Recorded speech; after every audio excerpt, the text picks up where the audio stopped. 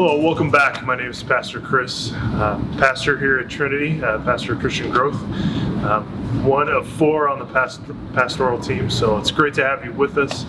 Thanks for coming back for session 2 of the Way Back, the study of Nehemiah, and how God works through faith, hope, and love as gifts of His grace to Nehemiah and for all His people that He's bringing back from exile, returning them to the land He promised them. And so as we go through that, we look today. So last week we looked at Nehemiah, the cupbearer to the king, and how he lives by faith.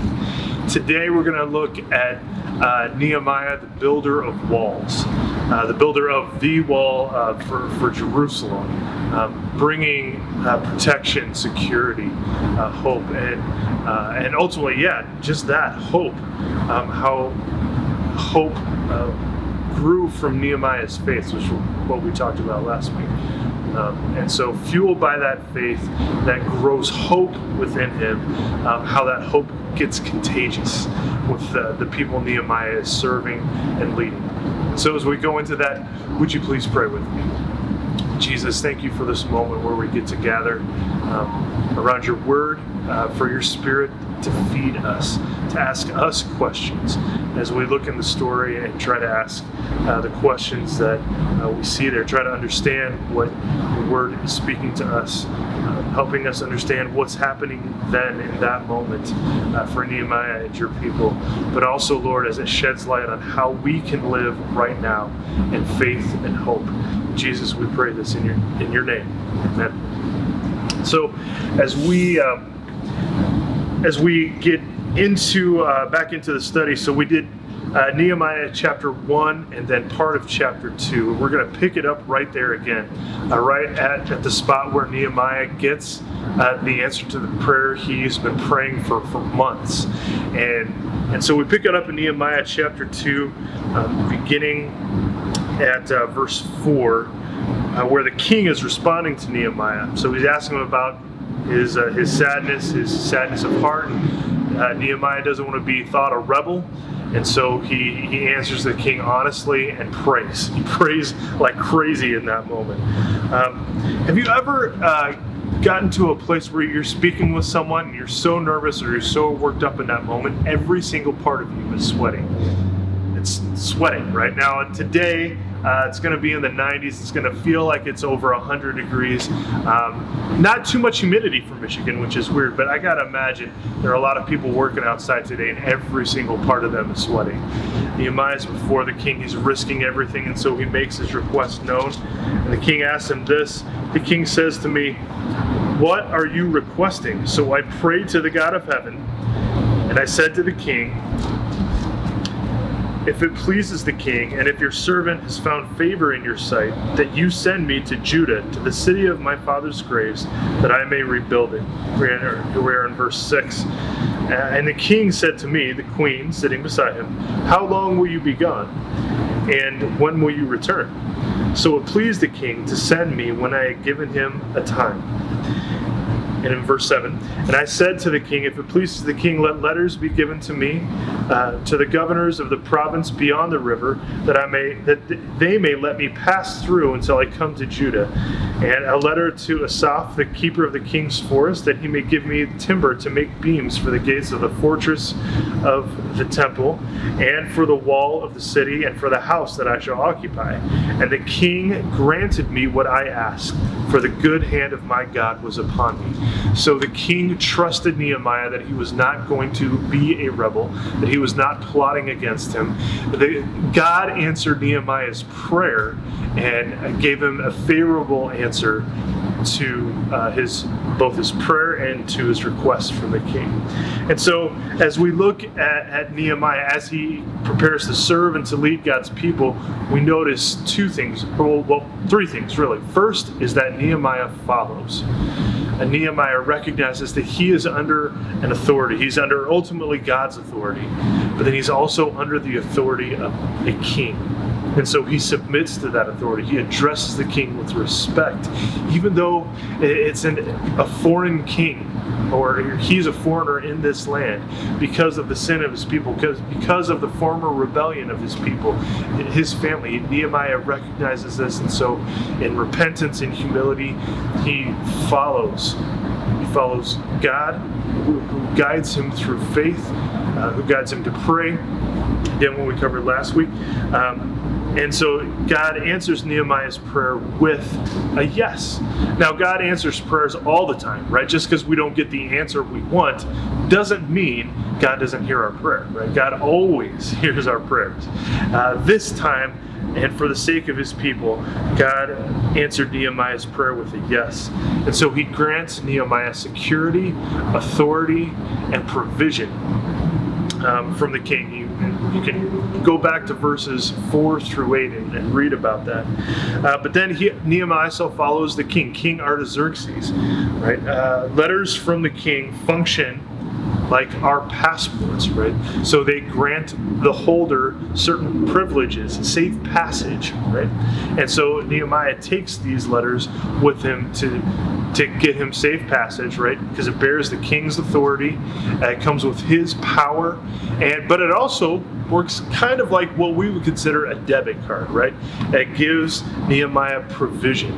It gives him authority to use the king's money to buy what he needs for his own house, but for his mission, for what he's seeking to do, to rebuild security for God's people and the community they live in Jerusalem, the community for the temple that's been rebuilt now, right? So the temple's rebuilt, and so Nehemiah is going back to build up protection for the people and for God's house there. And so as Nehemiah follows, he also does this with the hope that faith is working in him. So he follows.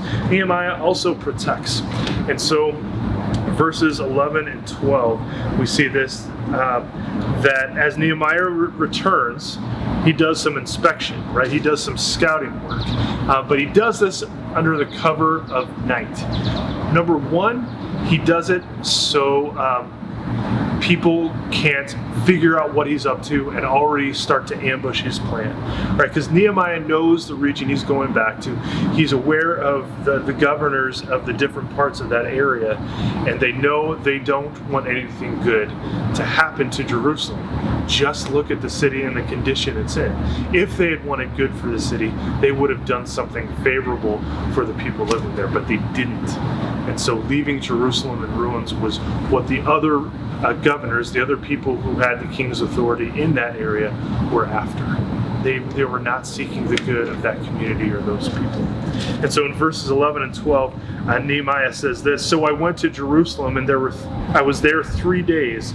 Verse 12, "And I arose in the night, and I and a few men with me, and I told no one what my God had put into my heart to do for Jerusalem. And there was no animal with me but the one on which I rode." So it was just Nehemiah going around the city, inspecting the walls at night. It's got to be hard, but he did it so he didn't attract a lot of attention for what he was really there for.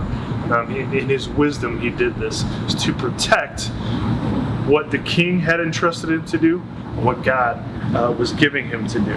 So he does it under the cover of night. Next, Nehemiah protects this way. The rebuilding begins. You can read about that in all of chapter 3. Nehemiah lists out who all is building what and where, and how that all came about.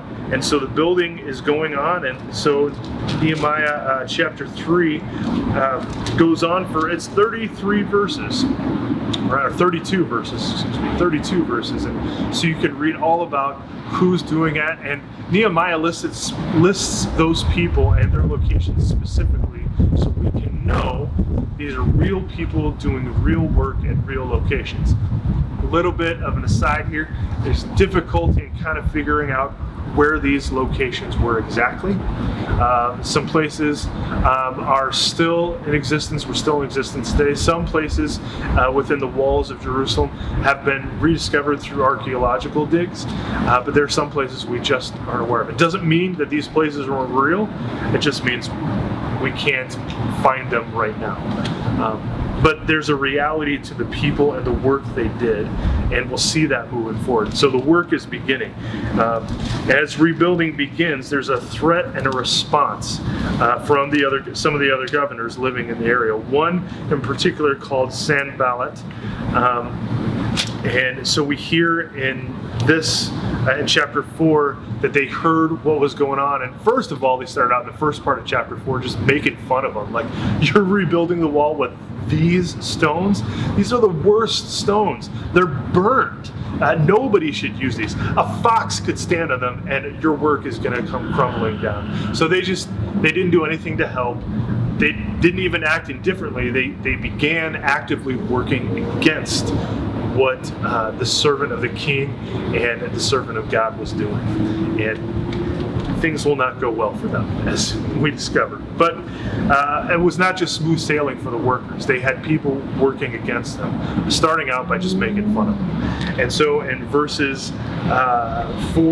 chapter 4, verses 10 through 14, we read this. In Judah, so the region around Jerusalem, and Jerusalem itself, it was said, the strength of those who bear the burdens is failing. There's too much rubble. By ourselves, we will not be able to rebuild the wall. So basically, there was this thinking and this message that was going throughout the people that this is all too much. It's not working. The strength that we do have is wearing out, and so this is not going to go well. And so there's this mindset and this message circulating among the people. Verse 11, and our enemy said, they will not know or see till we come among them and kill them and stop the work. Again, so there's rumor and plotting to not just work against the people, but stop it, right? To stop it by inflicting damage and death among the people. And so at that time, the Jews who lived near them came from all directions and said to us 10 times, you must return to us. So meaning there were people who were living outside of Jerusalem and the surrounding countryside, in the region, who were coming to Jerusalem to work, and they're hearing these threats, they're hearing these messages. And so they said 10 times to Nehemiah and his people, the nobles and officials, said, you got to help us out. And so here's what Nehemiah does. So in the lowest parts of the space behind the wall and open places, I stationed the people by their clans with their swords, their spears, and their bows. And I looked and wrote officials into the rest of the people, do not be afraid of them. Remember the Lord, who is great and awesome, and fight for your brothers, your sons, your daughters, your wives, and your homes. And so Nehemiah is charging the people, all right, this is not a reason for us to give up. Remember the people you're doing this for, your family. Remember this opportunity God is giving us. Be faithful. And actually, you can, right now, stand up and fight for your family should you need to. Right? Don't stop the work. Don't give up hope. But in that hope, and because of the work for the people you love, fight when you need to. And it starts with fighting against doubt, fighting against the danger that comes with this work. And so Nehemiah protects people. He protects them first with encouraging them and giving them hope for what's happening. And so there's the threat and response. And so then there's continued hope and vigilance. Verses 15 through 23, you can read about that. And so the enemies found out that their plan was thwarted because God, here's what it says in verse 15, God had frustrated their plan. Nehemiah, as much as he prays throughout this book about God remembering him for what he's done, he also is even more adamant about recognizing what God is up to in their midst. It's God who thwarts the plans of their enemies. It's God who gives them this opportunity. So Nehemiah is faithful, he's humble, and he moves about with hope and vigilance.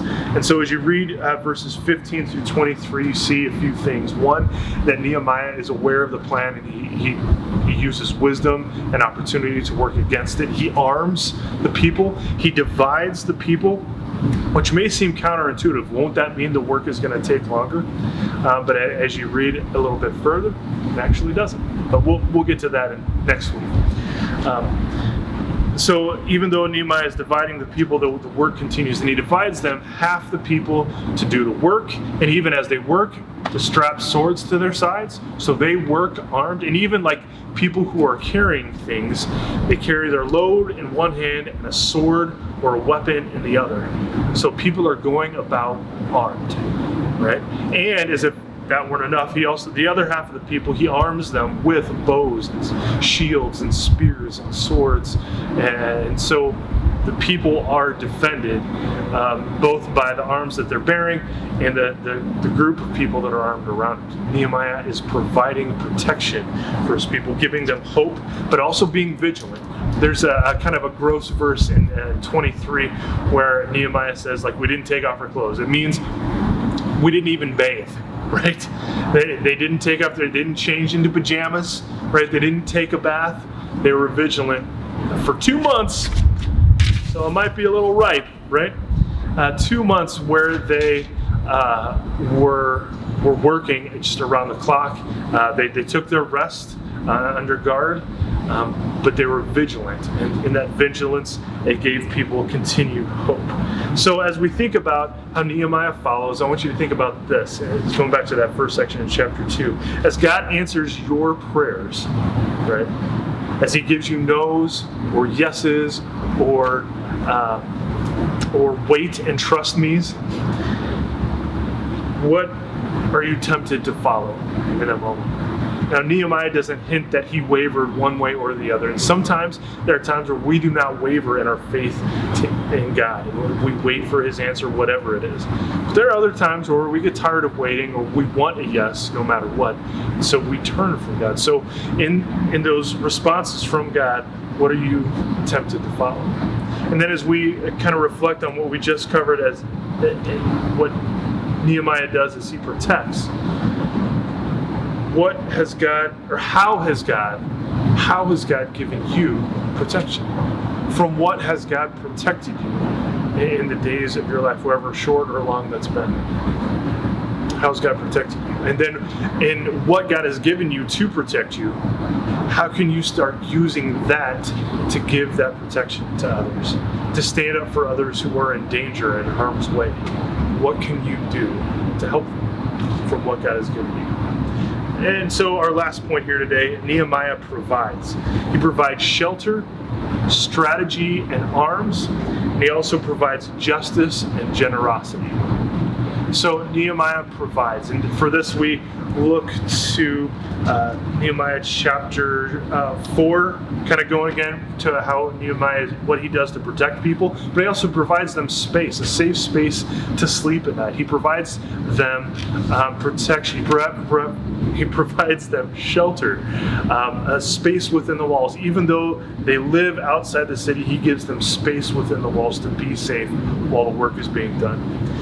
He provides them strategy and arms, so the division of forces, the equipment he gave them, the arms he gave them to defend themselves. Right? They weren't seeking out, they weren't going out and attacking. Right? They weren't going on the offensive, but they were protecting themselves while they're doing the work. They didn't lose sight of the mission God had given them. And then, so that's how Nehemiah provides shelter. Nehemiah provides strategy and arms, ways to move forward. And then he also provides justice and generosity. Justice and generosity. And this is chapter 5, Nehemiah. And really, throughout the rest of the book, what Nehemiah does to provide for people, in particular who are being oppressed. He finds out about a practice of something called usury. It means collecting interest, and how people shouldn't do that anymore. Wouldn't that be nice, right? Think about our credit card bills and the loans we pay and the interest that's on them. Nehemiah is saying, as God had said before, that collecting interest on your own people is evil. It's an evil practice. And our economy is set up different, right? We're not the nation of Israel. And so how it was being used was really to drive people to become poor. And so what they did have would be owned by someone else. And so Nehemiah is saying, stop it. Don't do that. Restore the vineyards and homes and fields that you've taken from people because of this practice. And they did. And so those who were oppressed, those who were poor, were given back what was rightfully theirs. What would that look like today? For things to be loaned out without interest? What would it look like today for people's debts, things that had been taken from them because of a debt that they owed and they couldn't pay because of deceitful practices? What would it look like for that to be given back to them? And if we cannot do that, right, in the system in which we live, the economy in which we live, if that's not a sensible, faithful practice, what would it look like to help people with their debt, with dealing with deceitful practices? What would that look like? And so complete this sentence in light of what we've read from Nehemiah here in chapters 4 and 5, even chapters 2 and 3. Finish this statement. God has given me what? What has God given you? What has he blessed you with? If we take a look at what Nehemiah has been blessed with, authority, so power, provision, protection. Nehemiah has everything he needs to carry out the work he's been given, to rebuild, to encourage, to serve people, and to lead them. If you're leading a company, what has God given you in order to lead? If you're part of serving people through that company or on your own or a different manner, what has God given you? How has he blessed you? And then along with that, this question, because of how God has blessed you, how can you bring others along with you? How can you use what God has given you to be a blessing to someone else, to help improve their status, their station in life, right? So we take a look around, and it doesn't just have to be injustice, although that's a big one, and God is serious about justice. You can do some Googles on some web searches on how God is adamant about justice among his people. But it doesn't have to just be matters of justice. It can also be just people who are in need. It could be a person living across the street, or it could be somebody living in your own house. What do people in your own house need? What do people in your neighborhood need? What do people in this community need? Where is oppression in our community? And how is God equipping you and me to take care of that? Sins are real, and God is serious about sin, but he's even more serious about grace and the blessings he's given his people to address those sins in our community. And so I pray as we look at Nehemiah and coming back from COVID in some manner or fashion, as we look around and see oppression around us, that we don't just shrug it off and try not to understand it. That we don't miss an opportunity to speak up for someone that needs that voice. And that we use the opportunities God has given us to care for our neighbor, and in that, showing them the love and the power of Jesus, his love for us that we see ultimately on the cross, but we see in a very particular, special way in the story of Nehemiah. Pray this has been a blessing for you. Thanks for joining me today, and may the faith God has given you move you into hope. See you next time.